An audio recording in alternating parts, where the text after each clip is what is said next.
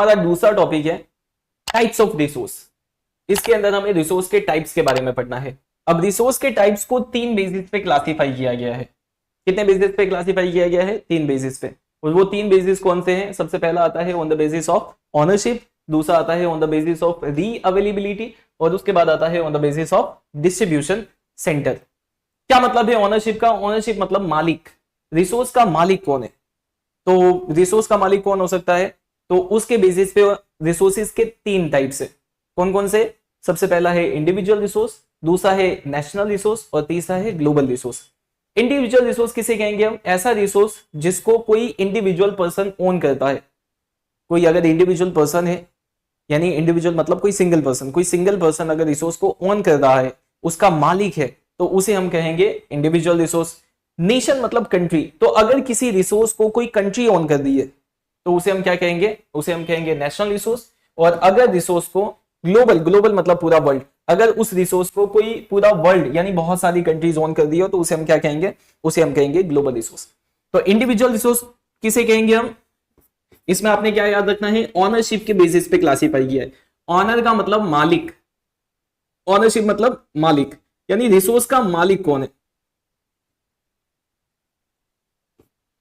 Resource का मालिक कौन है? तो रिसोर्स का मालिक कौन हो सकता है? इंडिविजुअल। इंडिविजुअल मतलब अ सिंगल पर्सन, या तो कोई फैमिली भी हो सकती है। अगर कोई सिंगल पर्सन या तो कोई फैमिली किसी रिसोर्स का ओनर है तो उसे हम क्या कहेंगे? उसे हम कहेंगे इंडिविजुअल रिसोर्स। उसके बाद सेकेंड आता है national resource. National resource, nation मतलब कंट्री। तो अगर किसी रिसोर्स को कोई कंट्री ओन करती है तो उसे हम क्या कहेंगे? उसे हम कहेंगे नेशनल रिसोर्स। और उसके बाद आता है ग्लोबल। ग्लोबल का मतलब क्या होता है? वर्ल्ड।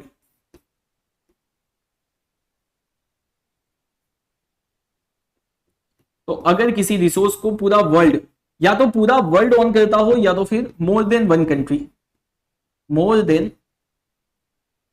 कंट्री, मतलब एक से ज्यादा कंट्री ओन करती हो, तो उसे हम क्या कहेंगे? उसे हम कहेंगे ग्लोबल रिसोर्स।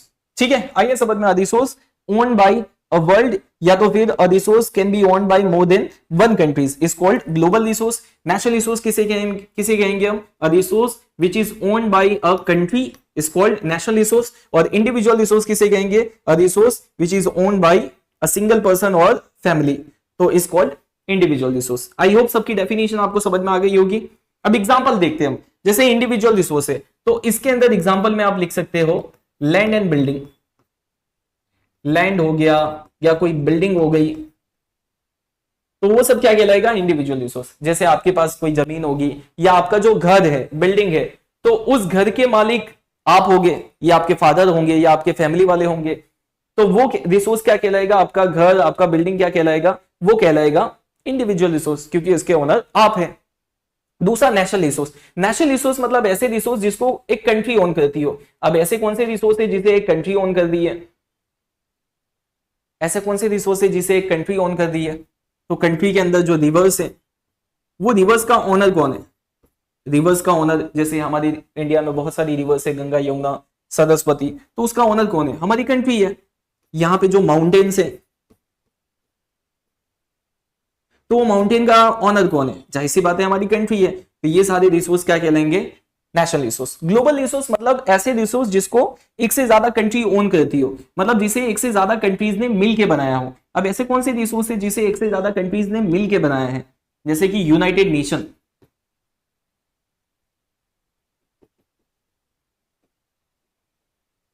जो यूनाइटेड नेशन ऑर्गेनाइजेशन है उसे किसने बनाया है? उसे सब कंट्रीज ने मिलकर बनाया है, यूनाइटेड नेशन ऑर्गेनाइजेशन। तो ये यूनाइटेड नेशन ऑर्गेनाइजेशन क्या कहलाएगा? ये हमारे लिए कहलाएगा ग्लोबल रिसोर्स। तो ऑनरशिप के बेसिस पे कितने टाइप्स हो गए? ऑनरशिप के बेसिस पे 3 टाइप्स हो गए, इंडिविजुअल रिसोर्स, नेशनल रिसोर्स और ग्लोबल रिसोर्स। इंडिविजुअल रिसोर्स मतलब ऐसे रिसोर्स जिसको कोई एक कंट्री ओन, जिसको एक सिंगल इंडिविजुअल पर्सन ओन करता हो। नेशनल रिसोर्स मतलब जिसे एक कंट्री ओन करती हो। और ग्लोबल रिसोर्स जिसे more than one country own करती हो, एक से ज्यादा कंट्रीज ओन करती हो। एग्जाम्पल हमने देख लिया। चलिए, ये पहला on the basis of ownership हमारा टाइप्स हो गया फिनिश। अब सेकेंड हम देखते हैं। सेकेंड आता है ऑन द बेसिस ऑफ री अवेलेबिलिटी। री अवेलेबिलिटी, री का मतलब दोबारा। री का मतलब क्या होता है? री का मतलब है दोबारा, फिर से।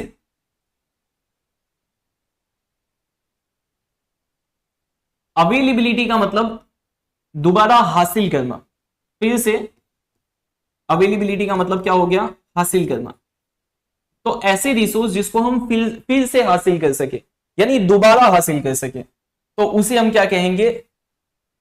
अब इसके हिसाब से दो टाइप्स बनते हैं रिसोर्सेज के। कौन कौन से दो टाइप्स हैं? एक है रिन्यूएबल रिसोर्स और एक है नॉन रिन्यूएबल रिसोर्स। रीअवेलेबिलिटी का मतलब क्या हो गया? ऐसे रिसोर्स जिनको दोबारा हासिल किया जा सकता है या नहीं। री मतलब फिर से,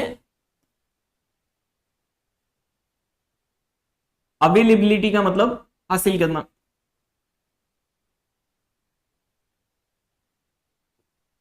तो क्या रिसोर्सेज को दोबारा हासिल किया जा सकता है? तो उसके बेसिस पे दो टाइप्स। कौन से दो टाइप्स हैं? एक है रिन्यूएबल रिसोर्स और दूसरा है नॉन रिन्यूएबल रिसोर्स। अब ये फिर से हासिल करने का मसला क्या है? तो ये समझ लीजिए आप, जैसे कि रिसोर्स का हमने यूज किया, हमारे पास एक रिसोर्स था। मान लेते हैं कि हमारे पास एक रिसोर्स, जैसे फॉर एग्जांपल ये हमारी अर्थ है और अर्थ के अंदर यहां पे है बहुत सारा कोल। ये बहुत सारा कोल है, जमीन के अंदर बना है। अब ये जो कोल है, एक मिनट, कोयला काले कलर का होगा, ये कोल हो गया। अब ये जो कोल है, तो ये कोल को हमने क्या किया? जमीन में से निकाला। ये कोल को हमने जमीन में से निकाला और निकालने के बाद इसको यूज कर लिया। ये कोल को हमने क्या किया? जमीन में से निकाला और निकालने के बाद इसको क्या कर लिया? हमने यूज कर लिया। यूज करने के बाद ये जितना भी जमीन में से कोल था वो सारा कोल हो गया खत्म। यूज करने के बाद ये सारा कोल क्या हो गया? खत्म हो गया। अब हमारे पास जमीन में कोई भी कोयला बचा नहीं है, सारा कोल खत्म हो गया।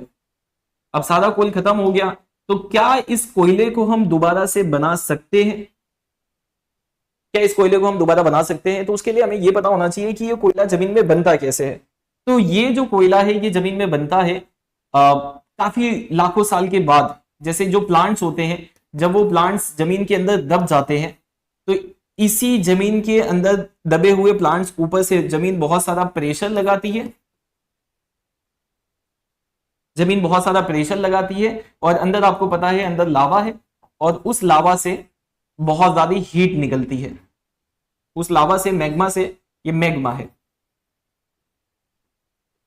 तो वो मैग्मा से बहुत सारी हीट निकलती है। तो उस हीट की वजह से ये जो लकड़ी है पेड़ों की, ये लकड़ी कन्वर्ट हो जाती है कोल के अंदर, ये बन जाती है कोयला। ठीक है, तो इसको बनने के लिए बहुत ज्यादा क्या चाहिए? बहुत ज्यादा प्रेशर चाहिए और बहुत ज्यादा हीट चाहिए, यानी बहुत ज्यादा टेम्परेचर चाहिए। तो बहुत ज्यादा प्रेशर और बहुत ज्यादा टेम्परेचर में बनता है, इसको आसानी से बनाया जा सकता नहीं है, और इसको बनने में काफी साल लग जाते हैं, 25 करोड़ ईयर्स। कितना टाइम लगता है इसको बनने में? 25 करोड़ साल। इसको कार्बोनिफेरस पीरियड कहते हैं, 25 करोड़ साल कार्बन को बनने में, यानी कोल को बनने में। तो अब 25 करोड़ साल, यानी कि अभी हम जो कोयला निकाल रहे हैं जमीन में से, वो बना है 25 करोड़ साल पहले, यानी पहले से बनना स्टार्ट हुआ है, अब जाके वो तैयार हुआ है। तो अगर हमें इसे दोबारा बनाना हो तो उसके लिए हमारे पास कितना टाइम होना चाहिए? 25 करोड़ साल, और बहुत सारी हीट होनी चाहिए, बहुत सारा प्रेशर होना चाहिए, जो कि नामुमकिन के बराबर है। तो इसका मतलब हम इसे दोबारा बना सकते, अगर ये एक बार खत्म हो जाएगा तो इसे हम दोबारा बना सकते नहीं है। तो जिस रिसोर्सेस को यूज करने के बाद हम दोबारा प्रोड्यूस ना कर सके, तो ऐसे रिसोर्स को बोला जाएगा नॉन रिन्यूएबल रिसोर्स। क्या कहा जाएगा ऐसे रिसोर्स को? Non renewable resource, the resource which can not be reproduce, resource which can not be reproduce, ऐसे रिसोर्स जिसको हम दोबारा से रीप्रोड्यूस नहीं कर सकते, which can not be reproduce. तो ऐसे रिसोर्स को हम क्या कहेंगे? ऐसे रिसोर्स को हम कहेंगे नॉन रिन्यूएबल रिसोर्स। ऐसे रिसोर्स जिसको हम दोबारा बना सकते हो, which can be reproduce, the resource which can be reproduce, जिसको दोबारा बनाया जा सकता है। अब ऐसी कौन सी चीजें हैं जिसको हम दोबारा बना सकते हैं, ऐसे कौन से रिसोर्सेज जिसको हम दोबारा बना सकते हैं? एक एग्जांपल लेते हैं, जैसे कि हमने हमारे घर के पास में एक पवन चक्की लगा दिया। पवन चक्की क्या होता है? Wind mill. तो हमने हमारे घर के पास में एक ये ऐसी पवन चक्की लगा दी, विंड मिल लगा दिया। अब ये जो विंड मिल है ये क्या करता है? जब भी हवा बहती है तो हवा बहने से ये विंड मिल घूमता है, ये पवन चक्की जो है, विंड मिल जो है, ये घूमेगा। और जब विंड मिल घूमता है तो उसको अगर हम कनेक्ट कर दे जनरेटर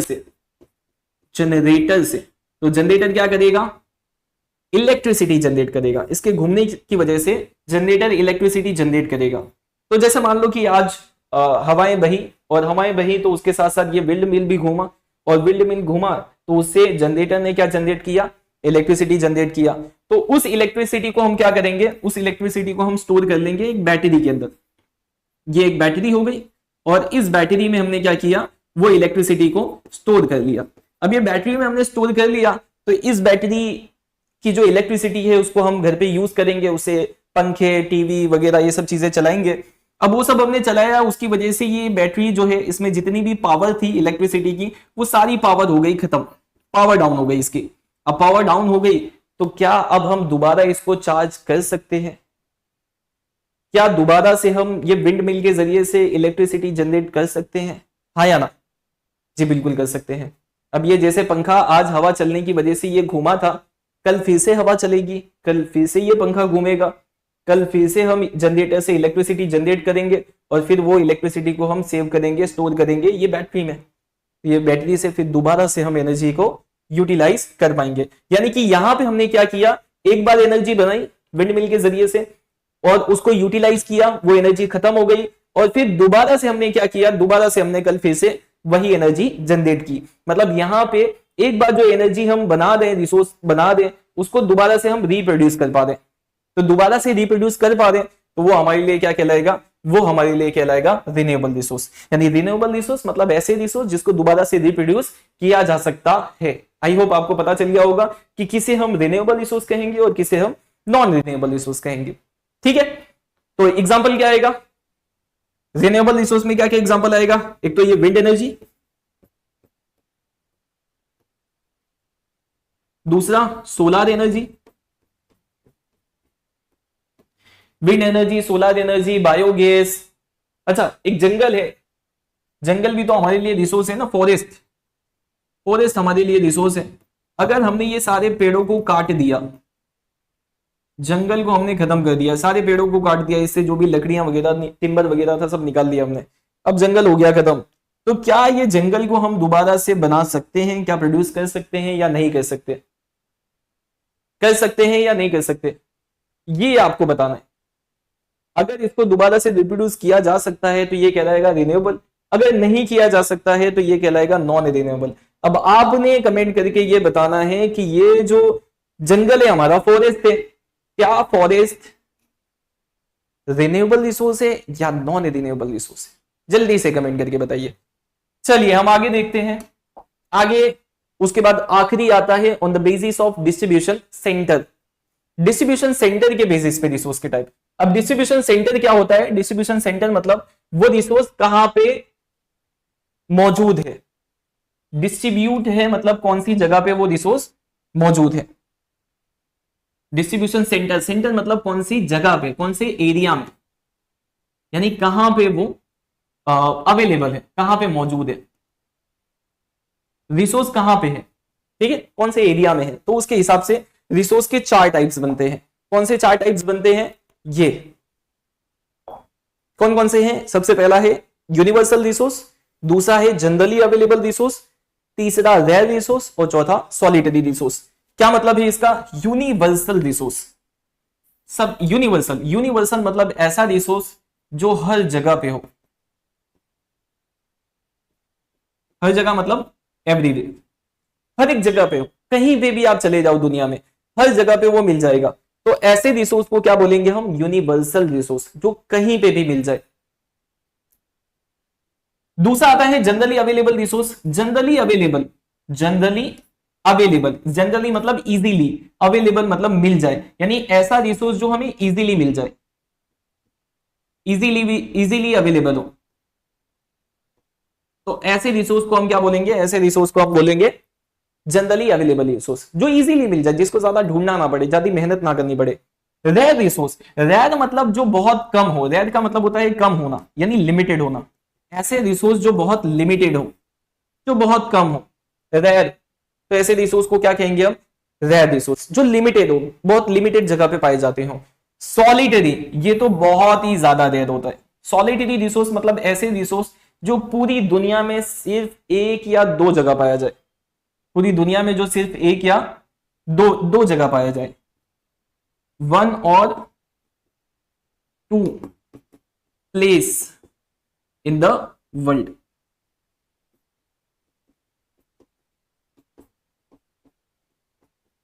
जो पूरी दुनिया में सिर्फ एक या दो जगह पे हो, ऐसे रिसोर्स को हम क्या कहेंगे, सॉलिटरी रिसोर्स। यूनिवर्सल मतलब जो पूरे यूनिवर्स में हो, मतलब हर एक जगह पे हो, एवरीवेयर हो। Generally available resource, the resource which are easily available is called generally available resource. Rare resource, rare resource मतलब ऐसे रिसोर्स जो लिमिटेड हो, मतलब फाउंड एट लिमिटेड प्लेसेस, जो एक लिमिटेड प्लेसेस में मिलते हो सिर्फ। और सॉलिटरी रिसोर्स जो पूरी दुनिया में सिर्फ एक या दो जगह पे मिले, तो ऐसे रिसोर्स को हम क्या कहेंगे, सॉलिटरी रिसोर्स। अब चलिए इसकी एग्जांपल देखते हैं हम। सबसे पहले यूनिवर्सल रिसोर्स, ऐसा कौन सा रिसोर्स है जो हर जगह पे मिल जाता है, आपको पता है ये ऐसा कौन सा रिसोर्स है जो हर जगह पे मिल जाता है? अगर पता हो तो कमेंट करके बताइए इसका आंसर जल्दी से। नहीं याद आ रहा है तो वो है एयर, हवा। हवा आपको हर जगह पे मिल जाएगी, कहीं पे भी आप जाओ, दुनिया में किसी भी जगह पे, किसी भी कोने में चले जाओ, आपको हवा हर जगह मिल जाएगी। हवा में क्या होता है, हवा में ऑक्सीजन होता है, तो ऑक्सीजन आपको हर जगह मिल जाएगा, नाइट्रोजन आपको हर जगह मिल जाएगा। तो ये ऐसे रिसोर्स हैं जो हमको हर जगह मिल जाएंगे, कहीं पे भी। तो ऐसे रिसोर्स को क्या बोला जाएगा, यूनिवर्सल रिसोर्स, यानी कि the gases present in atmosphere. दूसरा है जनरली अवेलेबल रिसोर्स, ऐसा रिसोर्स जो जनरली अवेलेबल हो। जनरली मतलब जो हमें इजीली मिल जाए, इजीली मिल जाए मतलब जिसको ज्यादा ढूंढना ना पड़े। अब ऐसा कौन सा रिसोर्स है जो हमें इजीली मिल जाता है, जिसको ज्यादा ढूंढना नहीं पड़ता है? जल्दी से बताइए, अगर आपको पता हो तो कमेंट करो। याद आया है कि नहीं आया? नहीं याद आ रहा है? सिंपल है, जमीन, लैंड। जमीन ज्यादा ढूंढनी पड़ती है, कहां गई जमीन? नहीं ढूंढनी पड़ती है, मिल जाती है इजीली। तो जमीन क्या कहलाएगी हमारे लिए, जमीन कहलाएगी जनरली अवेलेबल रिसोर्स। पानी ज्यादा ढूंढना पड़ता है हमें? नहीं, मिल जाता है ना पानी, रिवर्स में से मिल जाता है, पॉन्ड्स में से मिल जाता है, वेल्स में से मिल जाता है, और नहीं तो ग्राउंड वाटर में से मिल जाएगा। तो ये चीजें ऐसी हैं, ये रिसोर्स ऐसे हैं जिसे ज्यादा ढूंढना पड़ता नहीं है। रेयर रिसोर्स, ये जल्दी मिलता नहीं है हमें, बहुत रेयर है। रेयर मतलब बहुत लिमिटेड प्लेसेस में है, सब जगह नहीं मिलेगा आपको। तो ऐसे कौन से रिसोर्स है जो बहुत लिमिटेड प्लेसेस पे है, जो जल्दी मिलता नहीं है? कौन से हैं ऐसे? तो रेयर रिसोर्स में आएगा एग्जांपल गोल्ड, सोना। सब जगह नहीं मिलता है सोना, गोल्ड, सिल्वर, उसके अलावा पेट्रोलियम, पेट्रोलियम भी बहुत कम जगह पे मिलता है, कोल, यूरेनियम। तो ये सारे रिसोर्स ऐसे हैं जो बहुत लिमिटेड जगह पे हैं, लिमिटेड प्लेसेस पे हैं, इसीलिए इन्हें क्या बोला जाता है, इन्हें बोला जाता है रेयर रिसोर्स। अब आखिरी में आता है सॉलिटरी रिसोर्स। अब ऐसा कौन सा रिसोर्स है जो पूरी दुनिया में सिर्फ एक या दो ही जगह पे मौजूद है, पूरी दुनिया में सिर्फ एक या दो ही जगह पे, और कहीं नहीं है? तो ऐसा एक रिसोर्स है जिसका नाम है क्रायोलाइट। क्या नाम है उसका? क्रायोलाइट। ये जो क्रायोलाइट है ये एक मिनरल है जो पाया जाता है सिर्फ ग्रीनलैंड में। ग्रीनलैंड नाम की कंट्री है, वहां पे पाया जाता है, उसके सिवाय ये दुनिया में कहीं पे भी नहीं पाया जाता। तो ऐसे रिसोर्स को हम क्या बोलेंगे, सॉलिटरी रिसोर्स। तो ये हमने देख लिया types of resource on the basis of distribution centre, यानी सेंटर्स के हिसाब से, यानी एरिया के हिसाब से ये कहां पाए जाते हैं, उसके हिसाब से चार टाइप्स हैं रिसोर्स के: universal resource, generally available resource, rare resource और सॉलिटरी रिसोर्स। यूनिवर्सल रिसोर्स किसे कहेंगे? The resource which found everywhere, जैसे कि एग्जांपल में क्या आएगा, gases present in atmosphere like oxygen and nitrogen. उसके बाद generally available resource, generally available resource किसे कहेंगे हम, the resource which easily available, जो इजीली हमको अवेलेबल हो जाए, जैसे कि एग्जांपल में लैंड और वाटर, पानी, जमीन, ये इजीली मिल जाता है हमें। फिर रेयर रिसोर्स किसे कहेंगे हम, जो लिमिटेड प्लेस में हो, रेयर हो, रेयर मतलब बहुत कम हो, बहुत लिमिटेड प्लेसेस में हो, जैसे कि गोल्ड, सिल्वर, पेट्रोलियम, कोल, ये सब। सॉलिड रिसोर्स मतलब जो दुनिया में सिर्फ एक या दो ही जगह पे हो। आई होप आपको ये सारा टाइप्स आ गया होगा समझ। तो यहां पे हमारा जो टाइप्स ऑफ रिसोर्स है वो होता है खत्म। अब एक बार इसको डिटेल में देख लेते हैं हम इसी चीज को। तो सबसे पहला क्या था, on the basis of ownership. कितने टाइप्स हैं on the basis of ownership के, तीन टाइप्स। सबसे पहला इंडिविजुअल रिसोर्स, नेशनल रिसोर्स और ग्लोबल रिसोर्स। अब आपके लिए एक सवाल है,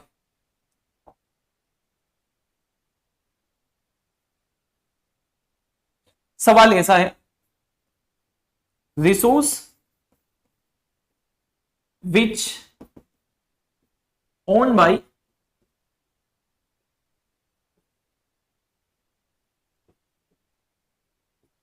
अ नेशन या a country is called dash. ऐसा रिसोर्स जिसको कौन ऑन करता हो, एक कंट्री ऑन करती हो, तो उसे हम क्या कहेंगे। Option A rare resource, option B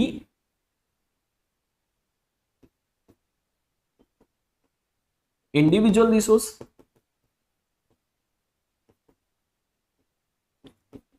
option C national resource,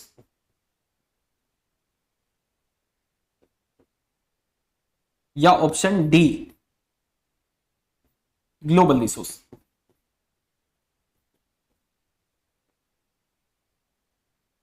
जल्दी बताइए सही ऑप्शन कौन सा है।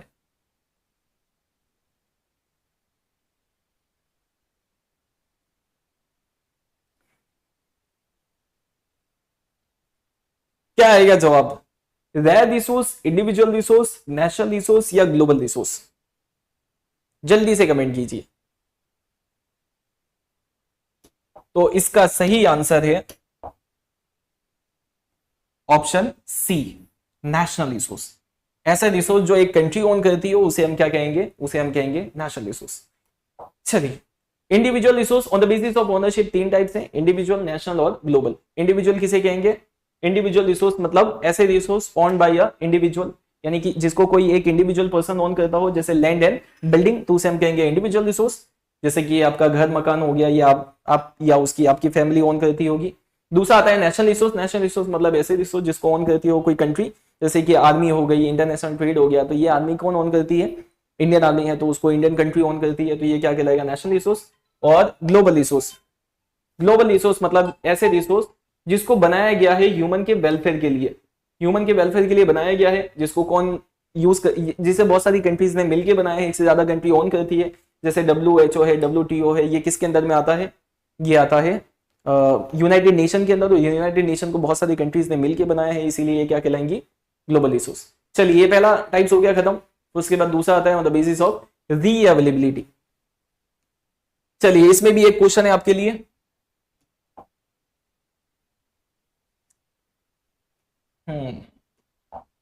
तो क्वेश्चन कुछ ऐसा है, द रिसोर्स विच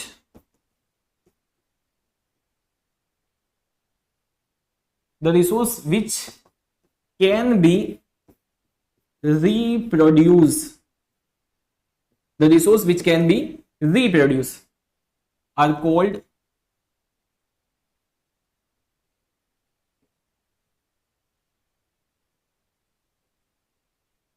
this। ऐसे रिसोर्स जिसको विच कैन बी रिप्रोड्यूस, जिसको दोबारा से बनाया जा सकता है, उसे हम क्या कहेंगे। Option A individual resource, option B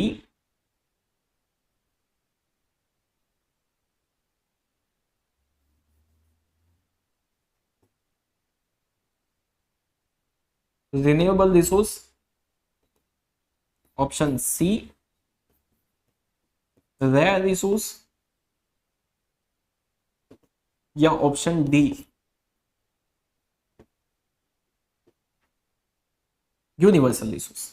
जल्दी से कमेंट करके बताइए, ऐसे रिसोर्स जिसको दोबारा से रिप्रोड्यूस किया जा सकता है, कैन बी रिप्रोड्यूस, तो ऐसे रिसोर्स को हम क्या कहेंगे? तो यहां पे हमारा आंसर होगा option B, that is renewable resource. Renewable resource मतलब ऐसे रिसोर्स जिसको दोबारा से रिप्रोड्यूस किया जा सकता है। चलिए, उसके बाद अब दो टाइप से, रिन्यूएबल और non renewable on the basis of री अवेलेबिलिटी, मतलब दोबारा से हासिल किया जा सकता है। तो रिन्यूएबल रिसोर्स मतलब जिसको दोबारा से हासिल किया जा सकता है, resource which are produce themselves, जिसको दोबारा से रिप्रोड्यूस कर सकते हो, जैसे बर्ड्स हैं, एनिमल्स हैं, विंड्स हैं, ये दोबारा बनाए जा सकते हैं, अपने आप बन जाते हैं ये। ऐसे रिसोर्स को क्या बोलेंगे हम? Renewable resource. नॉन रिन्यूएबल मतलब जिसको कैन नॉट बी रिप्रोड्यूस, जिसको दोबारा से रिप्रोड्यूस नहीं किया जा सकता, जैसे मिनरल्स हैं, कोल्स है, पेट्रोलियम है, इसको बनने में करोड़ों साल लग जाते हैं, मिलियंस ईयर लग जाता है, इसको हम दोबारा बना सकते नहीं है। चलिए, आखिरी में आता है हमारा on the basis of distribution centre. तो डिस्ट्रीब्यूशन सेंटर के हिसाब से कितने टाइप्स हैं? 4 टाइप्स हैं। कौन कौन से 4 टाइप्स हैं? सबसे पहला है universal resource, generally available, rare resource और सॉलिटरी। यूनिवर्सल रिसोर्स किसे कहेंगे? यूनिवर्सल रिसोर्स मतलब जो पूरे यूनिवर्स में हर एक जगह पे है, एवरीवेयर है, जैसे useful gases in the atmosphere, तो इसे हम क्या कहेंगे? Universal resource. एग्जांपल ऑक्सीजन और नाइट्रोजन। दूसरा है जनरली अवेलेबल रिसोर्स, यानी कि ऐसे रिसोर्स जो हमें इजीली अवेलेबल हो, आसानी से मिल जाए, जिसको ज्यादा ढूंढना ना पड़े, जैसे लैंड, सोइल, वाटर, ये सब रिसोर्स हमारे लिए क्या कहलाएंगे? Generally available resource. Pasture land, pasture land मतलब घास का मैदान जहां पे चराया जाता है, पास्चरिंग की जाती है, मतलब चराया जाता है गाय, भैंस, बकरी। रेयर रिसोर्स मतलब जो लिमिटेड प्लेसेस में हो, जैसे कि कोल, पेट्रोलियम, कॉपर, गोल्ड, ये सब बहुत लिमिटेड प्लेसेस में पाए जाते हैं, ये सब जगह मिलते नहीं है। और सॉलिटरी रिसोर्स किसे कहेंगे हम? ऐसे रिसोर्स जो मिलते हों 1 और 2 प्लेसेस इन द वर्ल्ड, जो एक या 2 प्लेस में ही मिलते हों, जैसे कि ये क्रायोलाइट। क्रायोलाइट ये एक सब्सटेंस है, एक मिनरल है जो एल्यूमिनियम के मैन्युफैक्चरिंग में काम आता है, और जो सिर्फ पाया जाता है ग्रीनलैंड के अंदर, ऐसे व्हाइट कलर का होता है। ठीक है, चलिए, अब उसके बाद रिसोर्सेस का जो लास्ट टॉपिक है वो है planning and conservation of resource. Resources को प्लान करना और उसको कंजर्व करना, बचाना। अब सवाल ये है कि रिसोर्सेस को प्लान क्यों करना है, कंजर्व क्यों करना है? प्लानिंग का मतलब, रिसोर्सेस की प्लानिंग का मतलब रिसोर्सेस को प्लान करना है। प्लान करना है मतलब रिसोर्स के बारे में हमें सोचना है, प्लानिंग करना है उसके बारे में हमें। क्यों प्लानिंग करना है, क्यों सोचना है? कंजर्व करना, कंजर्व करना मतलब रिसोर्सेस को बचाना है, बचाना है मतलब रिसोर्सेस को सेव करना है। तो क्यों हमें रिसोर्स के बारे में सोचना है, या क्यों हमें रिसोर्सेस को बचाना है? सवाल ये आता है। तो अभी हमने पढ़ा कि कुछ रिसोर्स ऐसे हैं, कुछ रिसोर्स ऐसे हैं जो बहुत लिमिटेड हैं, कुछ रिसोर्स ऐसे हैं जो बहुत लिमिटेड हैं, और कुछ रिसोर्स ऐसे भी हैं वो लिमिटेड रिसोर्स में जिसको दोबारा से हम रिप्रोड्यूस नहीं कर सकते, कैन नॉट बी रिप्रोड्यूस। कुछ रिसोर्स बहुत लिमिटेड हैं और उसको दोबारा से हम रिप्रोड्यूस नहीं कर सकते, दोबारा बना नहीं सकते। एक तो लिमिटेड है यानी बहुत कम है पहले से ही, और दोबारा से हम रिप्रोड्यूस नहीं कर सकते मतलब दोबारा हम उसे बना नहीं सकते, तो फिर खत्म हो जाएंगे अगर वो, तो फिर क्या होगा हमारा? जैसे कि कौन से रिसोर्स लिमिटेड हैं? तो अभी हमने देखा कोल, पेट्रोलियम, कोल हो गया, पेट्रोलियम हो गया, नेचुरल गैस। तो ये सारे रिसोर्स कैसे हैं? ये सारे रिसोर्स लिमिटेड हैं और इसको दोबारा से हम बना नहीं सकते, दोबारा हम रिप्रोड्यूस नहीं कर सकते। तो अगर ये सारे रिसोर्स अगर खत्म हो जाते हैं, ओवर हो जाते हैं, तो फिर हमारा क्या होगा? आपका क्या होगा? ये इलेक्ट्रिसिटी किससे बनती है? कोल से बनती है। हमारी गाड़ियां किससे चलती है? पेट्रोलियम से चलती है। हमारे घर पे खाना किससे बनता है? एलपीजी से, नेचुरल गैस से बनता है। तो ना हमारे घर पे खाना बनने के लिए कुछ बचेगा, ना ही हम कोई गाड़ी चला पाएंगे, ट्रांसपोर्टेशन बंद हो जाएगा, इलेक्ट्रिसिटी नहीं आएगी, बिजली नहीं बन पाएगी अगर ये रिसोर्स खत्म हो गए तो इसीलिए हमें क्या करना है? That's why we should